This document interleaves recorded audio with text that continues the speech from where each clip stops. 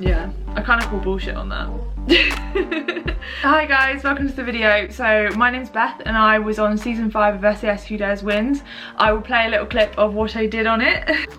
Number 2 Bethany is paired with number 1 James, who weighs 14 stone.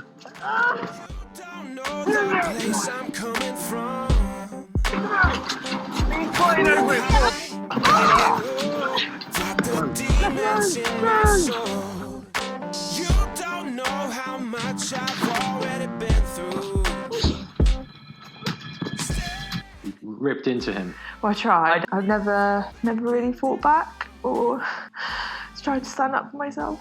You might know me because I'm the one that fought Jay, that carries from the men up the mountains. I was gonna say that did the backwards dive twice, but you didn't actually see that. That wasn't on telly, so.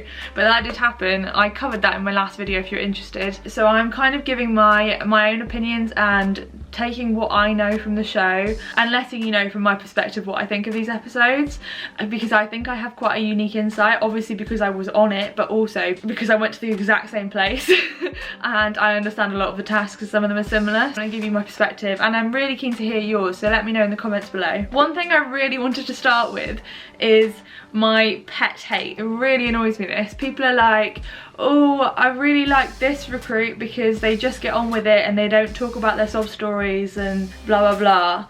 That's so wrong. They don't not talk about their sob stories. Everybody has to go into the interview room and tell their story. That is what happens. That is, like, you have to do that to be on the show. You do 3 hours of interviews before the show, and while you're in there they bring everybody in for interview. So although you might have seen only a couple of the recruits, every single one of them did that.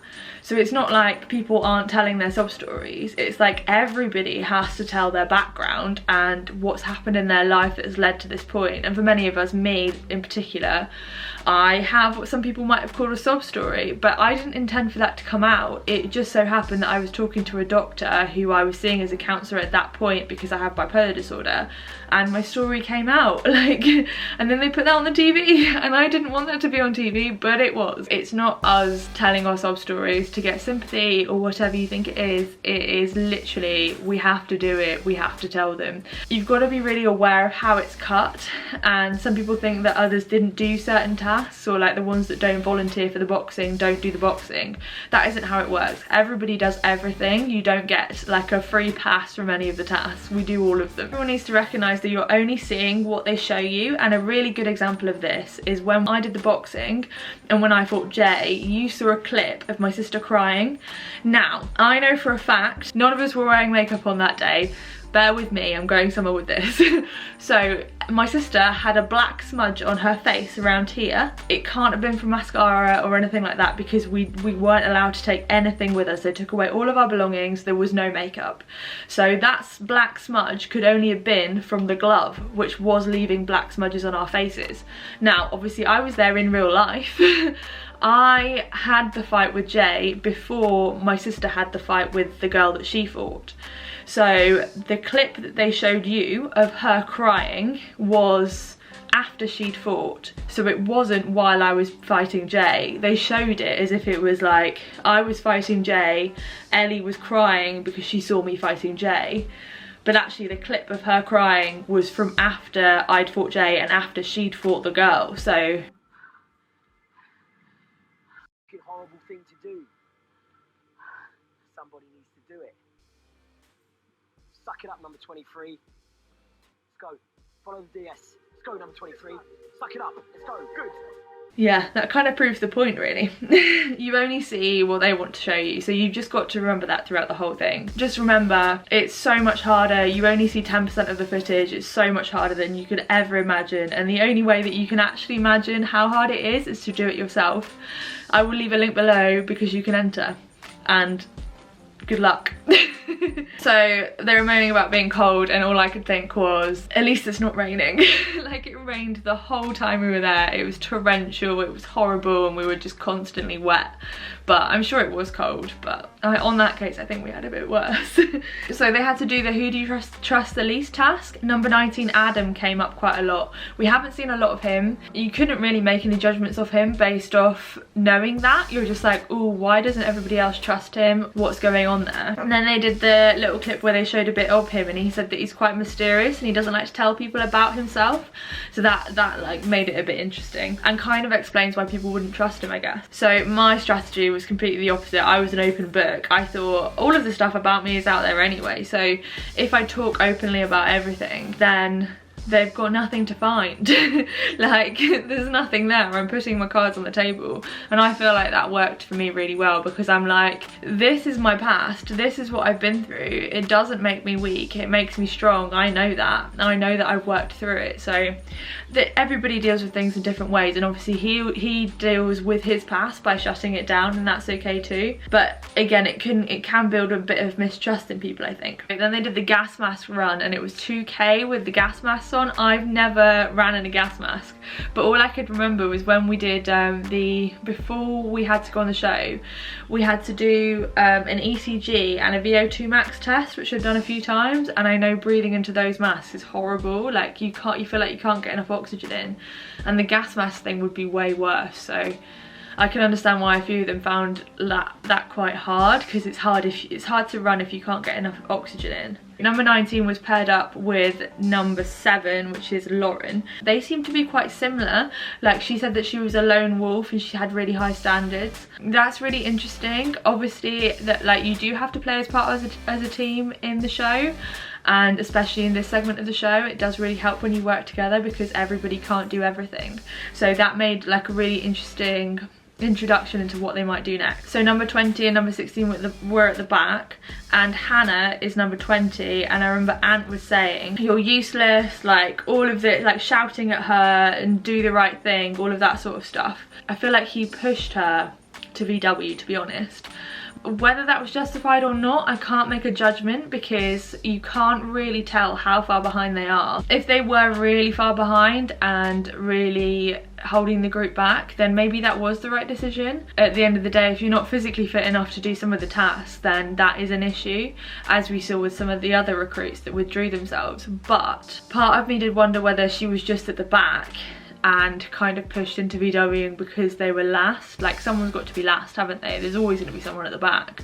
So I would like to have known whether she was really far behind or whether she was at the back. But yeah, it's quite savage when they do that, when they scream at you and call you useless. Like, that can really get to you if you let it.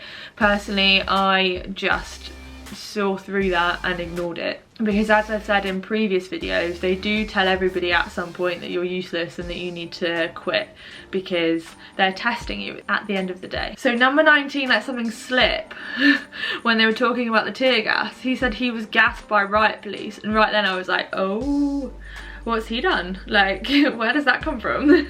Why were you rioting? Like, I want to know. I love it when they like do little teasers of stories like that. Phoebe and James did the tear gas thing first, and it looked like they absolutely killed it. Like, Phoebe is obviously a badass. James is, I think, is quite tough. Like, he's been through a lot of stuff in his life, and he's used that as fuel to push forward and do really cool things, and obviously do the show. And you could see he just shut down everything he was feeling, got that hostage out of the room, which I thought was amazing. The tear gas thing itself, we didn't do anything like that. I would like to know how I fared, but it does not look good. It does not look fun. I would not volunteer for that. Like, when they came out and they were kind of being sick and like it was just coming out of their eyes and nose, like, they did not look happy. So 19 and 7 went in, and number 7, Lauren, had a bit of a meltdown and left early. Obviously the tear gas looks really horrendous. I can imagine at least some people would struggle with it, and obviously she felt like it wasn't something that she could continue with, so she left the room. And then number 19, obviously in a bit of a flap, trying to do it all on his own, left his mask in there, and they were really mad at him for that. But I can imagine if like your teammate had gone, Of course you're going to be in a flap. It's really easy to leave something like that behind. And after that, Ant said, you owe me. And people that haven't been on the show, you won't know what that means necessarily, but he meant, or when they say you owe me, they mean that you owe me a bee sting later. So every single night we would get a bee sting, no matter what we'd done in the day. We'd try really hard not to do anything wrong, but we'd always have done something wrong. They would always find something. So that's what happened. They brought in number 7 and number 19 for a bit of an interrogation, and they kind of acknowledged that both of them don't play well in teams, and that they said that there's something that they need to work on, which I get. They said a lone wolf doesn't work in our world, which is interesting because when I was on the show I was like a team player and they didn't like it. Like, but to be fair, I was kind of trying to convince people not to VW. I was like, you've got this, you can, you know, like, as I am, you can get through this, like, no, don't give up, blah blah blah. Yeah. They didn't like that. They wanted people to VW, unsurprisingly. But I didn't want them to. So yeah, they didn't like that. But they also didn't really like me helping anybody. Like, there was a few occasions where people were suffering with like hypothermia, and I'd like help them get dressed and stuff and help them look after themselves, bring them something warm to like warm them back up again. And they said they kind of need to like suffer through it on their own and like start doing stuff for themselves. And on one occasion that was my own sister, and I was like, no, like, she needs my help. I'm not gonna leave her to struggle with hypothermia where she can't actually put her clothes back on. Like, I'm gonna help. Yeah, I kind of call bullshit on that.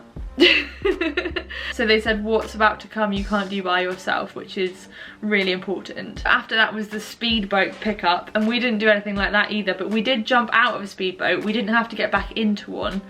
That looked so exciting. Like, so much fun. I would have liked to have been the person that was in the water trying to get into the speedboat, because I think I could have done that. Like, I can do rescues in kayaks, and I can self-rescue, I can get myself into boats, and I've got myself into various boats, but never a moving boat other than the one that was on the show, which was the boat ascent with the tiny ladder, which is completely different. So yeah, I think I would have really loved that. So number 12, Renee, I think she's called. She is a CrossFitter. Yes, she's one of the ones I was talking about that's like, is a CrossFitter but wouldn't talk about it because she didn't want people to be mean about it, which I totally get, but she's a badass CrossFitter. And she got in, she did really well, and then Phoebe and Jamie went next, and they both did really well. Honestly, they're crushing it. Like, I was really rooting for them as like a little pair. They're just doing amazing. And then Justine, I saw Justine do it, and I think she had to pull someone into the boat, which was, I think, is quite hard because they might be quite heavy, and they did really well. So Justine comes from the CrossFit gym that I used to go to, and she's a badass. She's only 18, she's really cool, so it's just cool to see a clip of her. And they made a really big thing with number 7 Lauren and number 19 Adam, because Adam is 30 kilos heavier. I was really impressed to see her just drag him into the boat, and they said that they were the best pair so far, so well done to them. That's awesome. Oh, I was so sad about this. I was literally gutted. So Phoebe, the one that can deadlift a lot of weight, she went during this episode, she went and handed her band in to the DS because she had an ankle injury. Like, I totally get it. A lot of us had ankle injuries during that time. Like, I think my sister came out with both of them injured. Like, I definitely, mine were bad, but they weren't like really, really bad. They weren't torn or anything. They were just twisted a lot.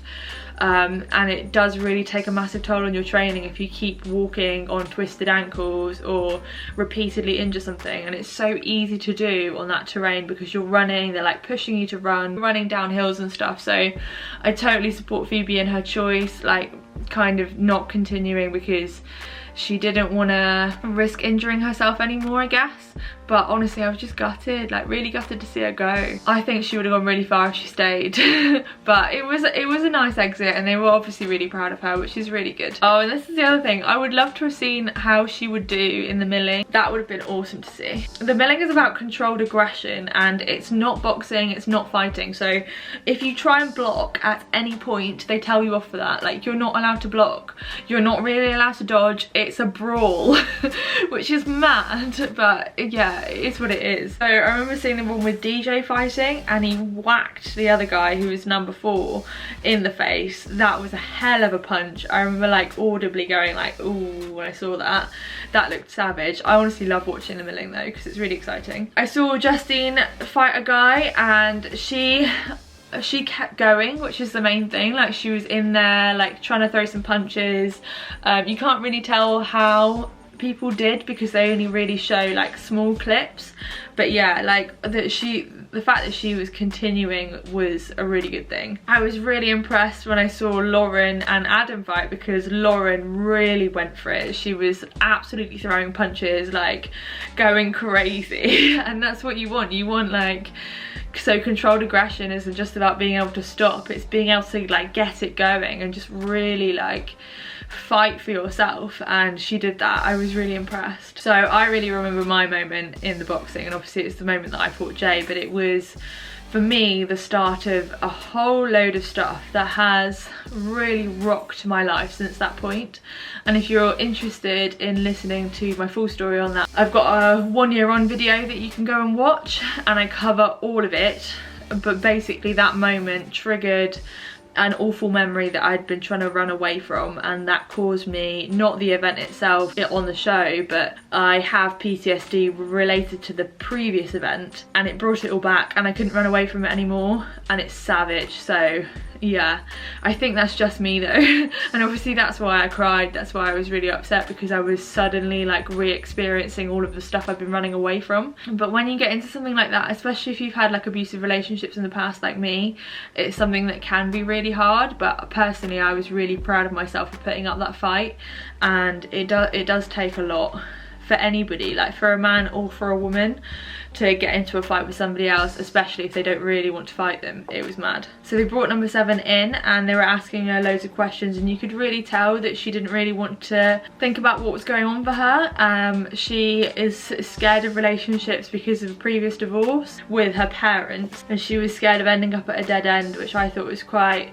hard. I think the realization for me is that there's so many people that have some sort of trauma in their life and they're working their way through it, and listening to these stories I think helps normalize the fact that everybody is going through something a lot of the time. Like, there's something in your past that's holding you back from dealing with it and from moving forward with your future. Like, obviously that's holding her back from having a relationship, and I can definitely relate to that because my traumatic relationships in the past were holding me back from having a relationship. So I think the show for a lot of people is a real massive turning point.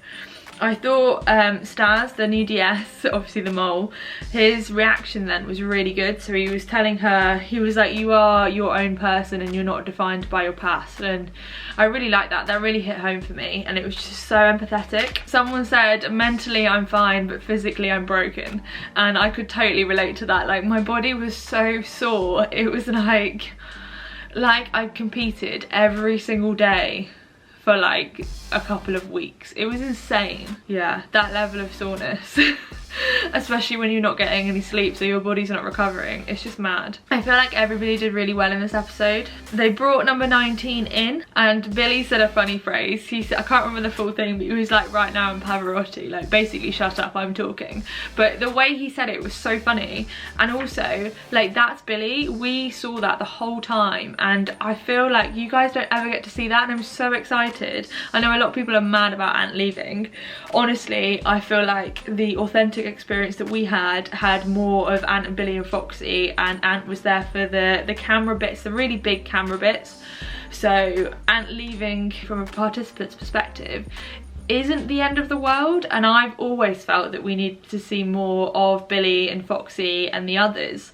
So yeah, that moment, it just made me think, I really hope we get more of that in the next series when Ant's no longer there, and hopefully we can get more of Foxy and Billy like just taking the piss out of everybody, because that's what they do. They're so funny, and I feel like it's just missing a trick not showing that. So number 19, Adam, he was put in jail for a cocaine charge, and obviously it conspires that he was a bit of a drug dealer in the past. He said he'd moved to a different place for a fresh start with his daughter, which I thought was really nice. I honestly believe that everybody is capable of change, and no matter what they've done in their life, like, you can move on from that, you can change. Obviously he served his time time, so he has a right to a second chance like everybody else. I was expecting more of a like dramatic moment than that. Like, we had a gangster, like we had James, who none of us knew, and then we found out later on that he'd like chop people's fingers off and stuff. Like, that was crazy. So I was kind of expecting an equivalent, but I mean, it's just a story at the end of the day. So next time it looks like it's Murder Ball, some other interesting boat stuff. I really loved Murder Ball. That was the most exciting thing for me. Really enjoyed it. Came out with black eyes as I was running into everybody, but yeah, it was mad. We'll talk about that next week. As a whole, I've been talking to quite a few of you on my Instagram and on YouTube, and I feel like they're just missing a massive trick by not showing more of what actually happens. I know we, like, I do defend the people that have the stories, because it's not their fault that their story's being shown. It's not their fault that their story's being the showcase of an episode. I feel like if they showed more of like what they ate, I think that would be really interesting to people. Like, I love seeing what people eat, but especially on the course like that. And I think from what people are saying, we would like to see more of the activities, of people doing the activities, and like seeing everybody do it and getting a narration on how everybody did in those activities. Yeah, I think we need more of that. It's really good. I really like watching it, but I would like to see more things that we don't get to see, and hopefully they've got a bit of an opportunity for change as well, because the new series is going to be very different. And I really hope that they show more of that kind of stuff, because I just want to see more of them doing the activities. That's why I watch the show at the end of the day. It's not for the drama, it's not for the stories they create and fabricate from these little things that happen. I want to see how people really did. I want to know about everybody. I want to make my own judgments on how people are doing. I think it needs to be left a little bit more open. I feel like with the show the way that it is at the moment, we're kind of told what to think for different people. They try and make you feel a certain way about a person in the show. I want to make my own mind up, actually. Like, I'd rather they just showed me the activities, like told me who had done well, who did badly, who struggled, who pushed through, and then let us make the judgment rather than wrapping a story around it. Let me know below if you agree, because I'm really interested to know what you think about it. So I hope you enjoyed this video. If you're interested in more about SAS Who Dares Wins and other videos on the topic, and like my story about the truth about the whole show, I go into depth about all the different things that have happened, please check them out. There's loads on my channel. If you're interested in my training and how I keep fit, how I got fit for the show, what I eat, all of those kind of things, and how I'm dealing with all the mental health stuff and everything, I do weekly vlogs on my channel as well. They're quite long, so you can watch it in your lunch break, you can watch it in the bath, no matter what you're doing. I've got loads of content on my page that could be for you. I've also got my whole story about how I lost weight and everything else, so feel free to hop over and have a look, and do subscribe if you want to see more. But yeah, I hope you're enjoying these videos, guys. I will film the next one as soon as possible after the show has aired, and I will see you next week. Bye, guys.